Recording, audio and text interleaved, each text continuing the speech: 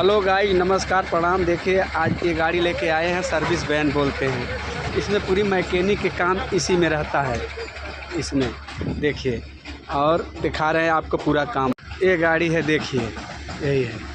और ये गाड़ी देखिए माइन से आ रही है, माइन से नीचे से आ रही है और ये ऊपर चढ़ रही है। और आगे हम आपको दिखा रहे हैं, ये पिछला हिस्सा है, यहाँ से खुलता है, इसमें पूरी है सर्विसिंग वगैरह सब है। और आपको मैं दिखा रहा हूँ कि देखो कैसे लोडिंग हो रहा है और ये गाड़ी कैसे चढ़ रही है।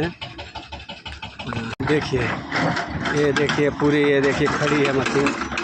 और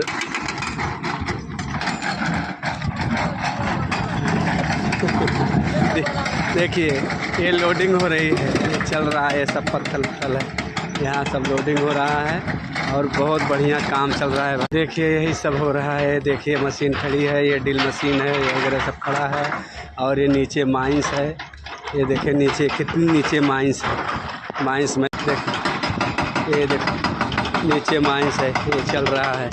ये बहुत ऊपर से देखो, ये नीचेला हिस्सा है। और मेरा सीमा समाप्त है भैया, आपको दिखा दिए सब।